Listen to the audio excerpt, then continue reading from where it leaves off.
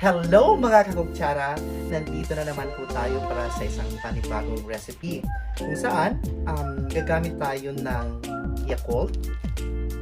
Yes mga kakutsara, dahil ang gagawin natin ngayon ay ang nauusong Yakult ice cream. At syempre, pag sinasabi nating ice cream, alam ko maraming nag-crave niyan. Kaya instead na bumili tayo sa ating mga suling tindahan ng ice cream, atin lang sarili din o gumawa tayo ng sariling atin gamit lamang ng mga ingredients na nakikita sa ating mga palengke. So, gagamit tayo ngayon ng 3 Yakult. Ayan.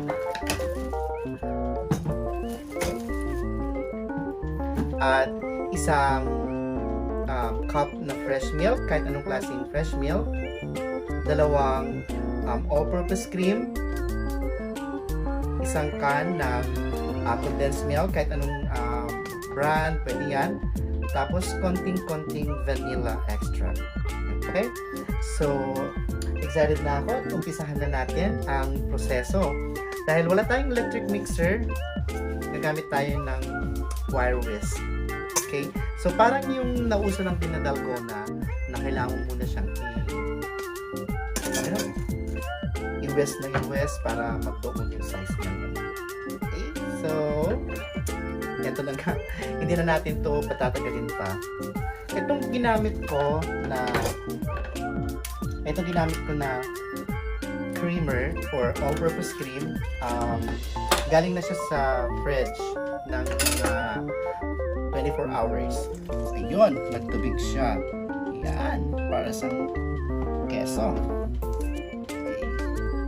So, kung makikita ninyo, buo siya para mas madali natin siyang i-mix later.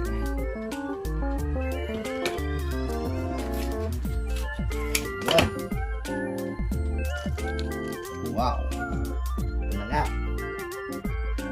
So, siguradin lamang po na malinis yung ating mga kamay kapag gumagawa ng isang bagay, lalo na sa pagkain. So, gagawin ko ngayon, i-whisk natin siya. Isawin muna natin siya.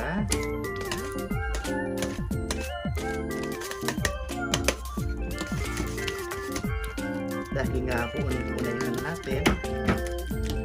Kailangan na siyang matulaw.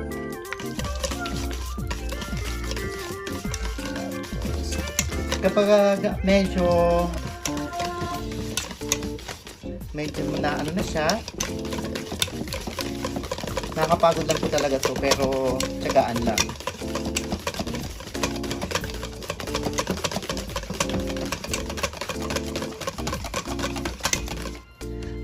Pwede tayong gumamit ng tinidor kung hindi kayo kampante sa wire whisk. Tapos, mas maganda talaga yung electric mixer. Pero hindi naman lahat sa atin may electric mixer. So, nakikita ko sa inyo para pag dumoble na lang yung size ng ating all-purpose cream, saka natin ilalagay ngayon yung ating condensed. Ayun. So, boost natin ang condensed milk.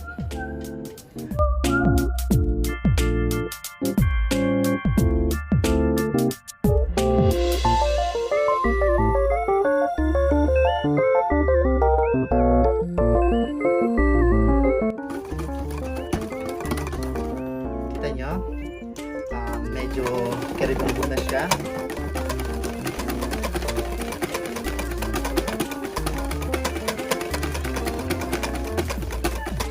Saka natin siya patahan ng vanilla extra. Kahit anong klase ng vanilla.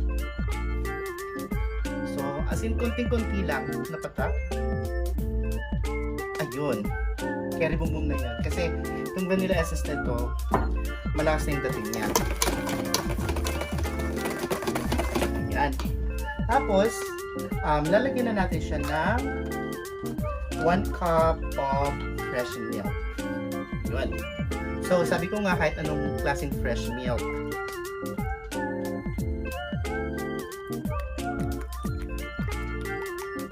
Yun.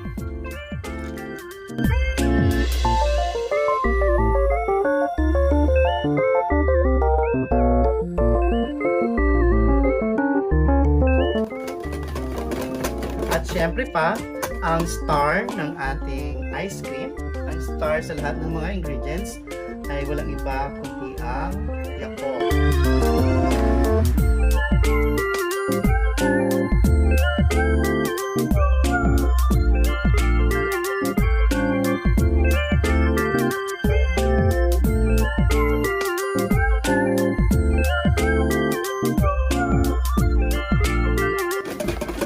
So, ganun lang po kasimple. Yan.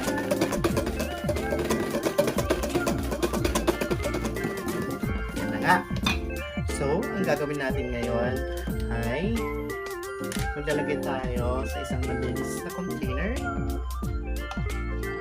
Yan.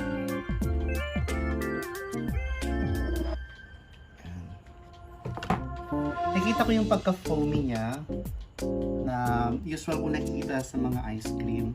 Actually, mga kautsara, first time ko talagang gumawa ng ganito. So, sana maging successful. Yun.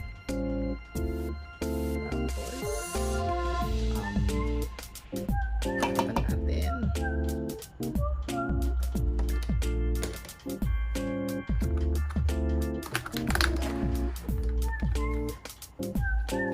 At saka natin ilalagay sa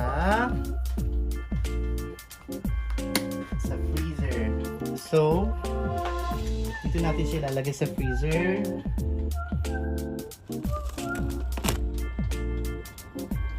Okay, so eto na nga siya. So, buksan na natin. Excited na ako kasi first time ko talagang gumawa nito. Ayan. Parang makakatipid na ako ngayon pag gusto kong kumain ng ice cream. Naging brittle talaga yung lagayan. Ayun. So, natin. Wow! Napaka-smooth nga. Ito lagayan. Tignan natin. Wow! Oh, grabe. Parang ang ganda. Wow, ang grabe. Ang ganda ng itsura niya. Para talaga siyang ice cream. Kasi nga ice cream na talaga yung ginawa natin. So, di ko na alam kung anong kailangan gawin. Siguro pwedeng ipalaman to sa tinapay. Tignan ko na. Excited na ako.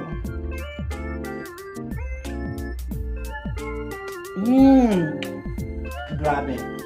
Super yummy.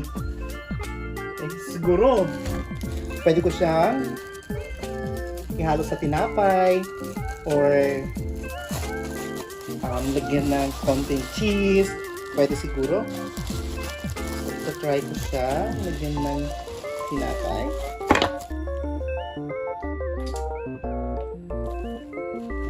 Wow, grabe. Sarap.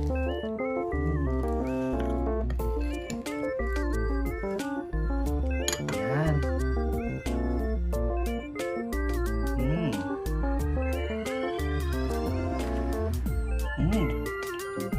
Perfect. Sarap.